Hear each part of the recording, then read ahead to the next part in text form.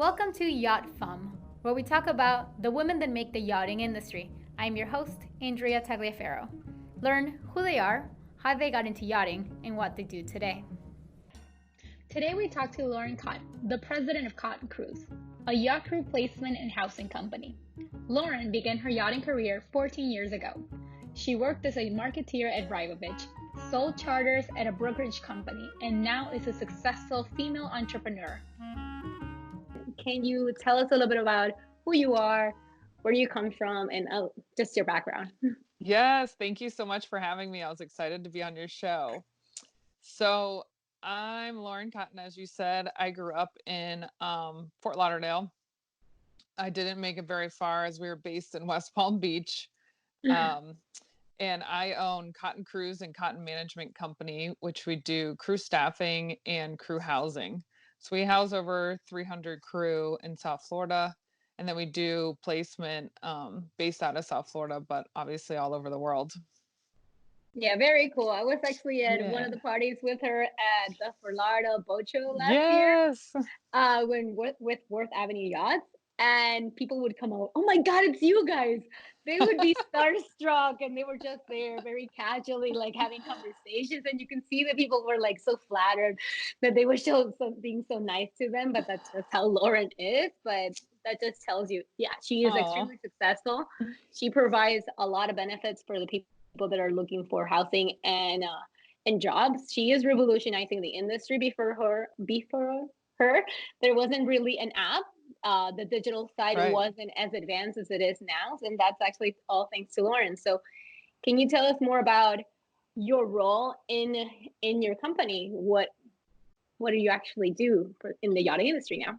Right. So, I mean, as owner and president of the two companies, which we branded all under Cotton Cruise, it's my responsibility to carry out the vision and execute on like the day-to-day things. I'm very involved in the staffing part of the company. Mm-hmm. I feel it's really important to get the owners the best crew possible.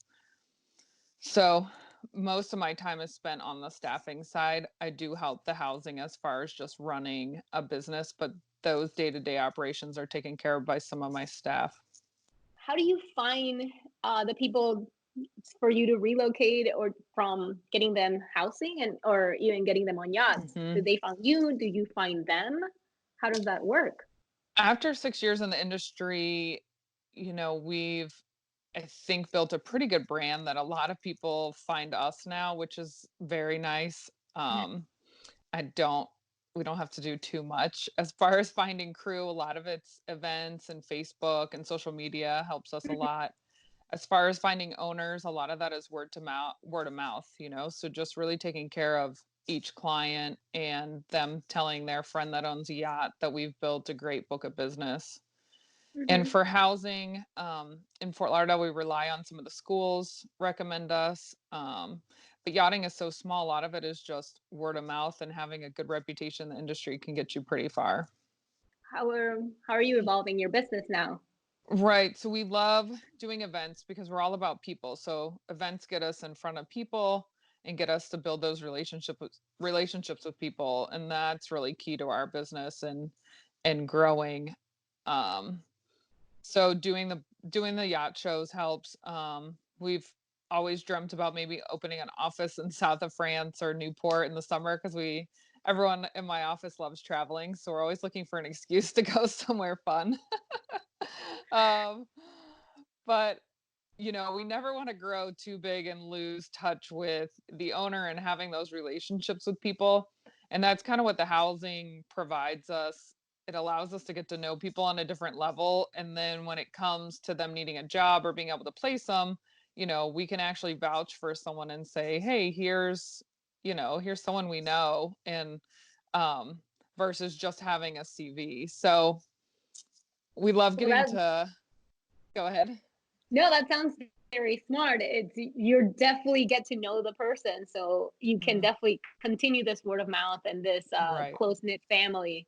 It's so hard when social media, at least I've seen, it's great. It gets you so far, but nothing hmm from being face to face with a person more than once to actually vouch for them. Right. What came first, or was it always your intention to have housing and crew placement?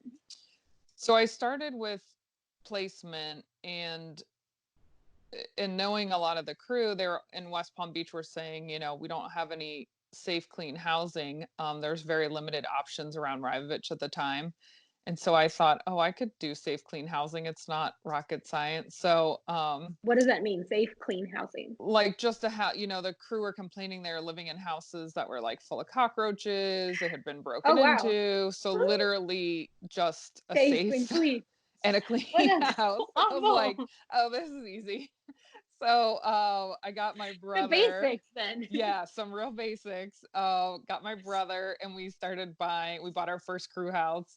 It was packed, and then we just started buying more. So now we've got just over 20 houses in the neighborhood around Rybovich that Okay. we own or manage. And so, and then when they're in my house, when people call for day work and short-term work, it's easy to just, send someone from one of the houses over to work. So Mhm. it became a good model. And then when we send the crew member to work, we get to see like how how they did on the job, so to speak, and get some Mhm. feedback on them before we'd put them to a permanent job. So Wow, it that's allows us even more feedback on a crew member before we'd put them forward. wow, that is great. Does everybody know that story? Because it seems like when you compare yourself to the other crew placement agencies, it's hard to be I don't know, a company that really gets to know the people that they are vouching for.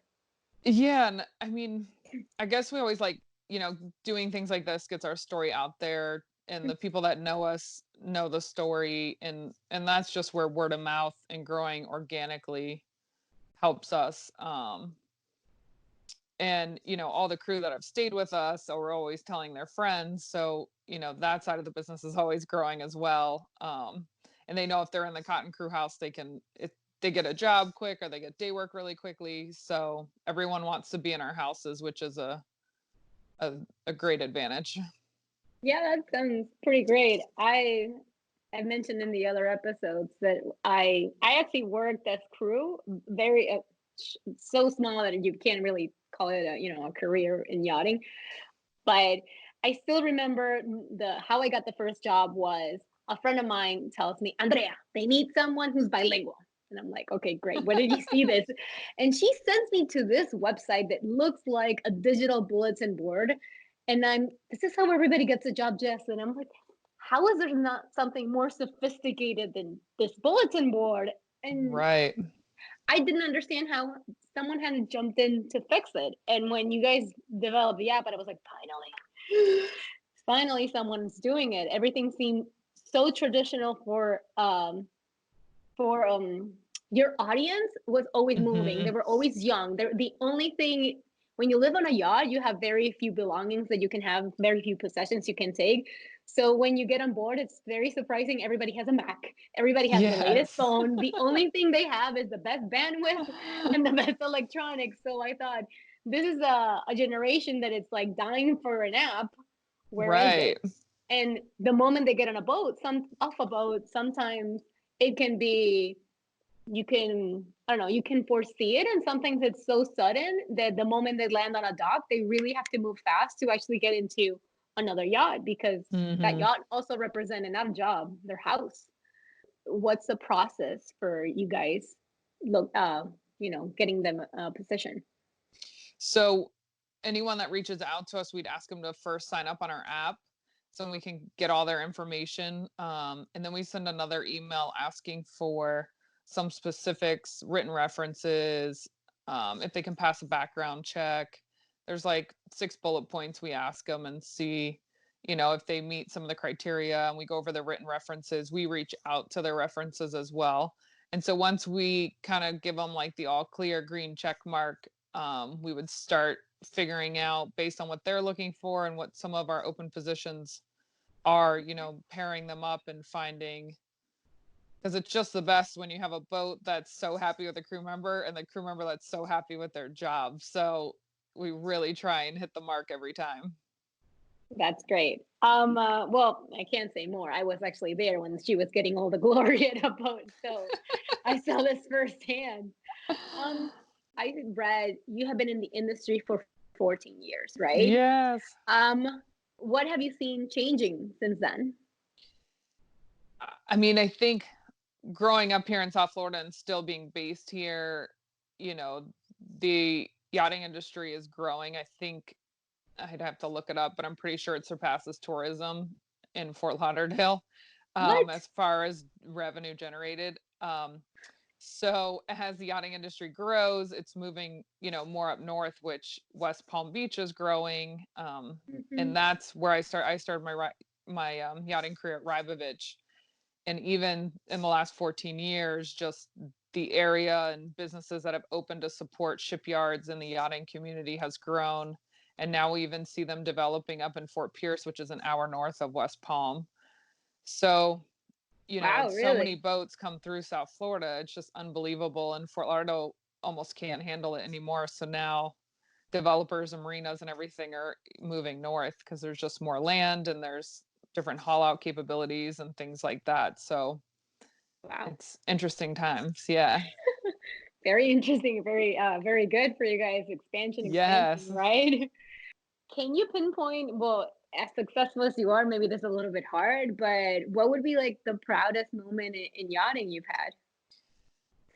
I think, I mean, I look back, sometimes I can't believe it's been 6 years. And I know, people have right? always told me, like, I've known people to go and try and start companies and it hasn't worked. So I think being a female in the yachting industry, which is still male dominated, to be a female owning a thriving business and still here and still thriving, every day is a success for me.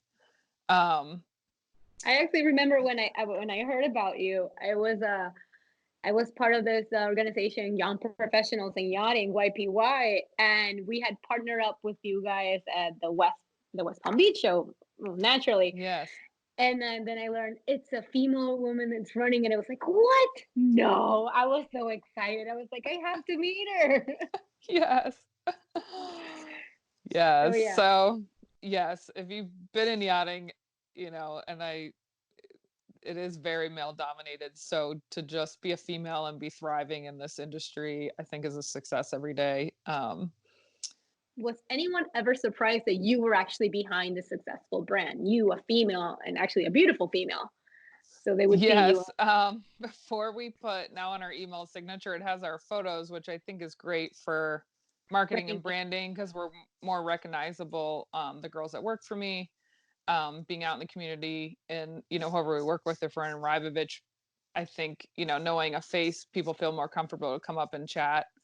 Of But course. before I had that on my email, when I would go to meet owners or captains, some people were slightly startled. I can So, imagine, and I'll put some picture here for you guys as the audience that the girls that work in her company, they're so pretty. I actually, when I saw them, I assumed they were in fashion. I was like, these three just look like models. You have the blonde, the brunette, the black hair, the three sizes. It was just like she represents all of them, and they're all so pretty. I never really, and I was one of them. I just couldn't imagine that thank these you. girls were the ones killing it, and it is actually true. You've been in the yachting industry, we said again, for 14 years. If you Mhm. could go back to that first day in yachting and give yourself advice, what would it be? Hang on, it's a wild ride. What do you mean? It's just so fun. I started at Rybovich doing marketing my senior year at Palm Beach Atlantic University 14 years ago. I just never dreamed I'd be where I am today. I don't think 14 years ago I knew what crew placement was. I didn't know everything I know now about the industry. And it's just so exciting that once you're in the industry, you can do different things and go different ways. It's just amazing. So I went from Rybovich working in the shipyard, which gave me a great, I was able to build some good knowledge on yachts and learned about refits and paint and zero speed stabilizers and all kinds of fun things. And then I went to brokerage and sold charter and did marketing and Wow. events for Worth Avenue Yachts. And then I Oh, started my company 6 years ago, over 6 years ago. So, oh, God. um, Now I understand. yes. Well, So, it definitely shows that you actually have not a general, but actually a deep understanding of different facets of the industry. It's very different when someone that studied marketing, was not in yachting, and just sees, I don't know, I could do this entrepreneurship and just heads there. They don't understand how everything moves. They don't, and mhm. also you don't find the respect you would gain if no, I really was at the shipyard. I did see this. I actually know your vocabulary. It gets you so much further than people would ever imagine just being around more of the technical side of yachting. Right. And I think that can surprise people as well on the phone with the owner or captain if they're talking about, a shipyard period or this or that. And I have some knowledge of some things. I always catch people by surprise. That'd be so fun. Did you have a one liner? I would so have one. I would just throw one word out there. Was like, yes, I know what that means. Yeah. So, well, thank you so much for sharing. I want for you to tell the audience, oh, how can we actually find you? Where are you? What platforms? So we are on Instagram as Cotton Cruise. We're on Facebook as Cotton Cruise. I think we have some YouTube videos out there as Cotton Cruise. Am I missing anything? My email, lauren@cottoncruise.com. And our office is in West Palm. Well, that's Did I great. get it all? Yeah. Well, you will find all the links, how to reach Lauren, how to reach her company. We, like I said before, she was also featured on Yacht Dame on my website and on my Instagram account. And on the website, which I'll add the link to it, you will find on her profile, her LinkedIn, her Instagram, her company page, her website, and everything else you need to redirect yourself. So we'll give you plenty of options to find Lauren again. Awesome. Um, Thank you. well, thank you so much for joining us and taking time from feeding the dogs, returning emails, and so on. I hope to see you at West Palm soon. We Yes, can do some fun things together there. for sure. Thanks so much, Andrea, for having me. Thank you so much for listening to Yacht Fam. If you like what you heard, please like, subscribe, and comment. Your comment will help us reach a broader audience. And don't miss the next episode. Bye!